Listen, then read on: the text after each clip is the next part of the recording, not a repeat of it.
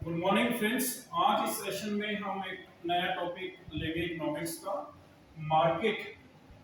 Market क्या होता है, टाइप्स ऑफ मार्केट क्या होती है और मार्केट को क्यों जानना जरूरी है। जब भी हम कोई बिजनेस करते हैं, बिजनेस क्यों फेल होते हैं और बिजनेस में सक्सेस के लिए आपको मार्केट को जानना बहुत जरूरी होता है। तो इस चैप्टर को टॉपिक को हम करते हैं। आइए स्टार्ट करते हैं। ये मार्केट मार्केट बेसिकली 4 टाइप्स की होती है। 4 टाइप्स। पहले हम समझ लेते हैं कि मार्केट है क्या। मार्केट एक ऐसा प्लेस होता है जहां पर बायर्स और सेलर्स दोनों मीट करते हैं। बायर्स और सेलर जहां पर मिले और फिर कुछ प्राइस को नेगोशिएट करते हैं। कोई प्रोडक्ट जो सेलर्स मान लो एक प्रोडक्ट सेल करना चाहता है बायर्स को, तो वहां पर प्राइस की नेगोशिएशन होती है। तो that is why this place is called as market.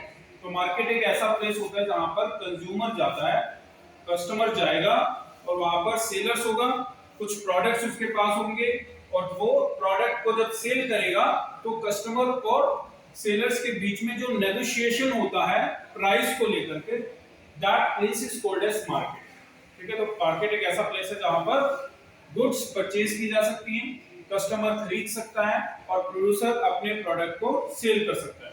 Basically market 4 type की होती है। पहले हम ले रहे हैं यहाँ पे perfect competition. Perfect competition market. ठीक है, पहली मार्केट होती है परफेक्ट कंपटीशन। दूसरा मार्केट का टाइप्स होता है मोनोपोली। मोनोपोली। फिर हम लेंगे मोनोपोलिस्टिक। मोनोपोलिस्टिक।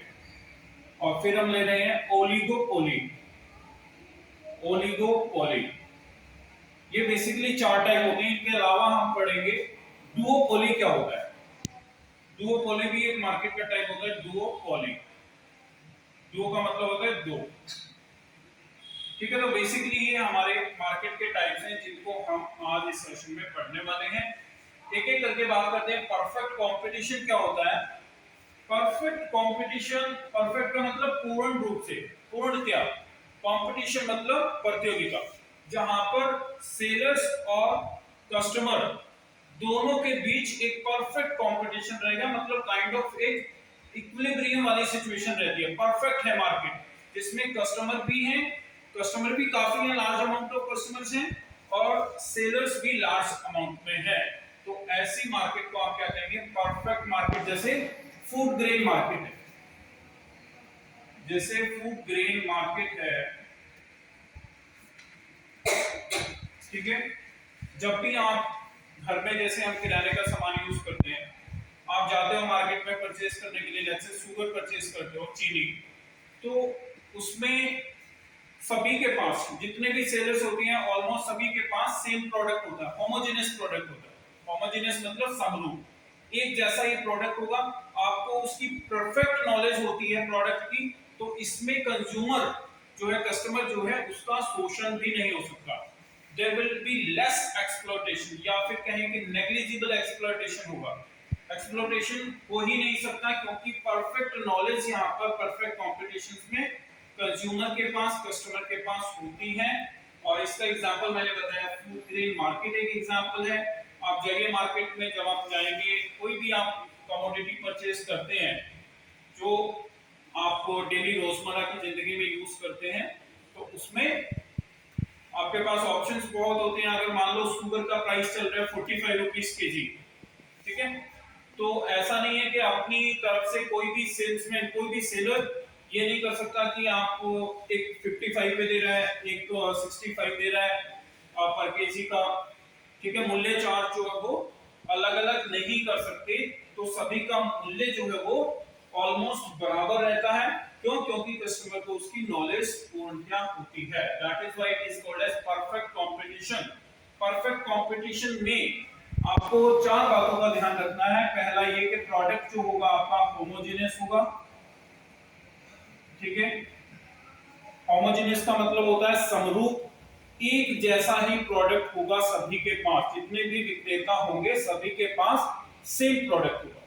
दूसरी चीज इसमें आपको ध्यान रखनी है, परफेक्ट कंपटीशन में लार्ज नंबर ऑफ बायर्स होते हैं। Large number of sellers and buyers, खरीदने वाले भी बहुत ज्यादा संख्या में हैं और सेल करने वाले, ठीक है, large number of sellers and buyers. तीसरी इसकी जो कंडीशन है वो आप इसमें परफेक्ट कंपटीशन में एंट्री ऑफ बैरियर नहीं होगा, there is no entry, no barrier to entry.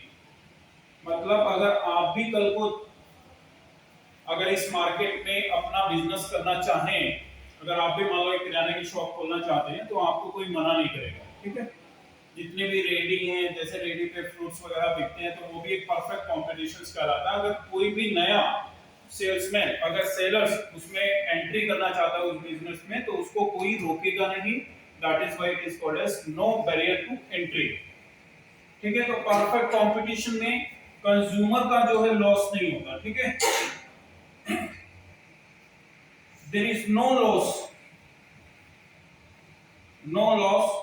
to the consumer या कस्टमर को कोई लॉस नहीं होगा, या फिर कहें इसकी टेंडेंसी बहुत ही कम है कि कस्टमर को लॉस हो। क्यों? क्योंकि उसके पास परफेक्ट नॉलेज होती है। कस्टमर के पास क्या होगी? परफेक्ट नॉलेज होगी प्रोडक्ट की, परफेक्ट नॉलेज ऑफ प्रोडक्ट, ठीक है। तो सभी को पता है कि शुगर मान लो 45 रुपीज केजी आ रही है, तो आपको चीट नहीं कर सकता कोई भी सेल्समैन, ठीक है, आपको क्योंकि प्राइस का ऑलरेडी पता है। मगर यहाँ पर बहुत सारे ऐसे प्रोडक्ट होते हैं जिनका प्राइस आपको नहीं पता। जैसे आपको हैवेल्स का फैन खरीदना है और फर्स्ट टाइम आप बाय कर रहे हो, तो आपको उसके प्राइस का नहीं पता, आपको उसकी क्वालिटी का नहीं पता, तो उसमें हो सकता है सेल्समैन आपको ठग ले, राइट। क्योंकि वो जो प्रोडक्ट है वो हैवेल्स का फैन, मान लो अगर आपको उसकी नॉलेज नहीं है तो वो फिर आ जाएगा आपका मोनोपोली में, ठीक है। या फिर आप कहें ओलिगोपोली का या फिर मोनोपोलिस्टिक का एग्जांपल उसको आप लें, तो उसमें आपको इतना नॉलेज नहीं होती है प्रोडक्ट, ठीक है। तो ये सब चीजें हैं, ठीक है। इसमें हमने लिया होमोजेनियस प्रोडक्ट है, मगर मोनोपोली के केस में अलग प्रोडक्ट रहता है, ठीक है। एक ही प्रोडक्ट होता है, एक ही सेल्समैन होता है। मोनोपोली के केस में तो प्रोडक्ट उसका डिफरेंशिएट करने की भी जरूरत नहीं है, सिंगल क्वालिटी प्रोडक्ट रहेगा। मगर ओलिगोपोली और मोनोपोलिस्टिक के केस में, ओलिगोपोली और मोनोपोलिस्टिक दोनों के केस में जो प्रोडक्ट है वो डिफरेंशिएटेड होता है। प्रोडक्ट कैसा होगा? डिफरेंशिएटेड। मतलब मोनोपोलिस्टिक और ओलिगोपोली दोनों के केस में प्रोडक्ट भिन्न होता है, प्रोडक्ट एक दूसरे से अलग रहता है। जैसे मोनोपोलिस्टिक का एग्जांपल अगर हम लें, तो मोनोपोलिस्टिक का अगर हम एग्जांपल लें तो मैं लेता हूं ब्रांडेड आइटम्स। जैसे ब्रांडेड आइटम्स हैं, ब्रांडेड क्लोथ्स हैं या शूज हैं, ठीक है। शूज मान लो, तो ब्रांडेड शूज आप नाइकी के खरीदते हैं, पूमा के खरीदते हैं, एडिडास के खरीदते हैं, तो सबके प्रोडक्ट जो होते हैं वो डिफरेंशिएटेड होते हैं, मतलब डिजाइन्स अलग होते हैं, ठीक है।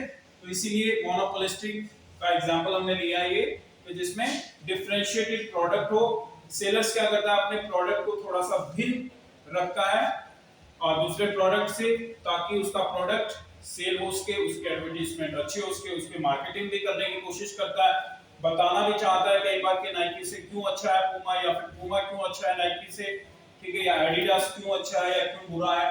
तो वो चीजें तभी की जा सकती हैं जब आप अपने प्रोडक्ट को भिन्न कर सके, ठीक है, दूसरे के प्रोडक्ट से आप अपने प्रोडक्ट को अलग दिखा सके। वो मोनोपोलिस्टिक का केस होता है। ओलिगोपोली का केस जो है, इसका एग्जांपल हम लेते हैं जैसे मोबाइल नेटवर्क। जैसे मोबाइल नेटवर्क है, वोडाफोन हम यूज करते हैं, एयरटेल हम यूज करते हैं, रिलायंस हम यूज कर रहे हैं, तो ये ओलिगोपोली का केस है। ओलिगोपोली का मतलब है इसमें फ्यू सेलर्स हो, फ्यू मतलब कुछ, दो से ज्यादा हो, ठीक है। एक नहीं होना चाहिए, दो नहीं होना चाहिए, दो से ज्यादा हो तो वो ओलिगोपोली का केस होता है। मेनी सेलर्स हो तो मोनोपोलिस्टिक का होता है। सिंगल सेलर हो तो मोनोपोली का होगा, और बहुत ज्यादा नंबर ऑफ सेलर्स हो तो वो परफेक्ट कंपटीशन का केस होगा। तो यहाँ पर ओलिगोपोली के केस में सेलर्स क्या है? फ्यू, कुछ सेलर है, ठीक है, जैसे मोबाइल नेटवर्क की हमने बात की, वोडाफोन की, रिलायंस की, एयरटेल्स की। तो इसमें सेलर्स जो होता है फ्यू होते हैं, मतलब कुछ सेलर्स हैं। तो यहाँ पर जो है आपके पास एक ऑप्शन रहता है, ओलिगोपोली मार्केट में आपके पास ऑप्शन है कि आप अगर आपको एयरटेल अच्छा नहीं लग रहा तो आप आइडिया पे चले जाएं, आइडिया नहीं अच्छा लग रहा है तो आप तीसरे पे जा सकते हैं, रिलायंस का नेटवर्क खरीद सकते हैं। ठीक है, मगर मोनोपोली एक ऐसा है, देखो मोनोपोली कोई भी ऐसी मार्केट भी हो सकती है, कोई ऐसा प्रोडक्ट भी हो सकता है, जैसे वो पहले ओलिगोपोली था और बाद में मोनोपोली बन गया। मोनोपोली कैसे बन सकता है? मोनोपोली बनने के लिए उसको कुछ अगर प्रोडक्ट, जैसे मैं एग्जांपल के लिए लेता हूं, मोबाइल नेटवर्क मैंने लिया रिलायंस का, ठीक है, अभी रिलायंस कह सकते हैं 2018 से पहले रिलायंस क्या था, एग्जांपल था ओलिगोपोली का। मगर जब इसने जियो जियो आपने सुना होगा, जियो का नेटवर्क जब वो फ्री कर दिया, ठीक है, इसने कोई भी प्राइस चार्ज ही नहीं किया कस्टमर से, इसने कहा कि फ्री दे रहा हूं मैं अपनी सर्विस। तो इस समय पर फ्री कर देने की वजह से ये एग्जांपल किसका हो गया? मोनोपोली का। ठीक है, क्यों? क्योंकि इसने मार्केट में मोनोपोली कर ली, प्राइस को इतना मिनिमाइज कर दिया कि दूसरा जो सेलर्स है वो मार्केट से ही उड़ गया। ठीक है, वो ये काम कर ही नहीं सकता था।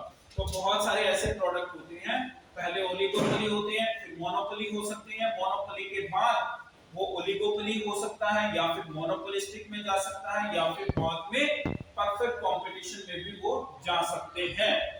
ठीक है, तो बिजनेस करते वक्त हमें इन सभी चीजों का ध्यान रखना होता है, किस तरीके की मार्केट है। अगर हम मार्केट को अच्छे से जान लेंगे, मार्केट को कि भाई कोई भी बिजनेस कर रहे हैं आप, अगर आपको पता है कि मार्केट किस तरीके के, जैसे इंस्टीट्यूट ओपन करते हैं, मुखर्जी नगर एक मार्केट है इंस्टीट्यूट्स के लिए, ठीक है, तो परफेक्ट मार्केट है, वहां पे शोषण नहीं होगा कंज्यूमर का, ठीक है, कस्टमर का लॉस नहीं होगा।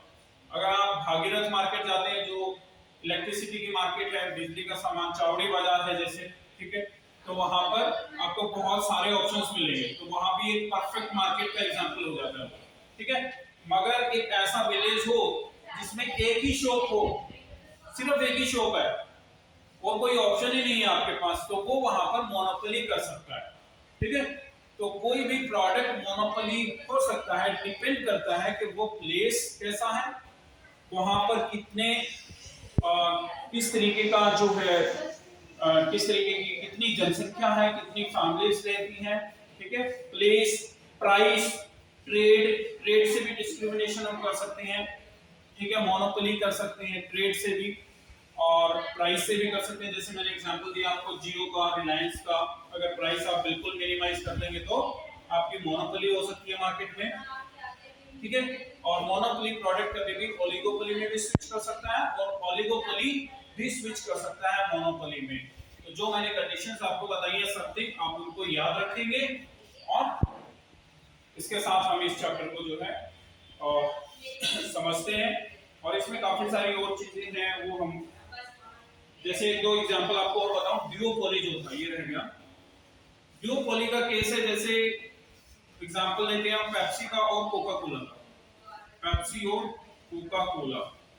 ठीक है, वैसे तो कोल्ड ड्रिंक के और भी ऑप्शंस हैं हमारे पास, ठीक है, जैसे थम्स अप है और स्प्राइट है, मगर जब आप टेस्ट की बात करेंगे तो आपके पास दो ऑप्शन होते हैं। पेप्सी जैसा ही लगभग टेस्ट मिलेगा आपको कोका कोला। कोका कोला अगर मान लो सेलर्स के पास नहीं है तो आप पेप्सी से काम चला सकते हैं, पेप्सी नहीं है तो कोका कोला से काम चल जाएगा। मगर इसकी जगह अगर आपको फ्रूटी देना चाहे तो फ्रूटी एक डिफरेंट टेस्ट है, या फिर थम्स अप कहें तो वो भी एक डिफरेंट टेस्ट है, तो वो वहां पर इसका परफेक्ट सब्स्टिट्यूट नहीं है यहाँ पर। ठीक है, तो दो ही यहाँ पर सब्स्टिट्यूट है, पेप्सी नहीं तो कोका कोला नहीं है तो पेप्सी। तो ये डुओपोली का एग्जांपल होता है जिसमें हमारे पास दो सेलर होते हैं, जैसे अमूल और मदर डेयरी, दूध की हम बात करें, ठीक है, अमूल और मदर डेयरी। तो ये मोनोपोली का केस है, उसमें लीगली भी मोनोपोली हो सकती है। ठीक है, कई बार लोग गवर्नमेंट से पेटेंट करवा लेते हैं, ठीक है, अपने प्रोडक्ट का, तो वो लीगल मोनोपोली में काउंट हो जाएगा। गवर्नमेंट से लाइसेंस ले लिया जैसे, ठीक है, पर्टिकुलर चीज का, ठीक है, कि आप ही उसके मैन्युफैक्चर रहेंगे, तो भी आपकी जो है मोनोपोली उसमें हो सकती है। या फिर वो प्रोडक्ट आप ही के यहाँ बनता है और किसी को उसका मेथड ही नहीं पता, तब भी मोनोपोली प्रोडक्ट पर हो सकती है। तो काफी सारे ऐसे तरीके हैं जिससे मोनोपोली मार्केट में की जा सकती है। मतलब कंज्यूमर के लिए, कस्टमर के लिए कौन सी मार्केट बेस्ट है, तो हम कहेंगे परफेक्ट कंपटीशन, जिसमें सेलर्स भी बहुत हैं और कस्टमर भी बहुत है।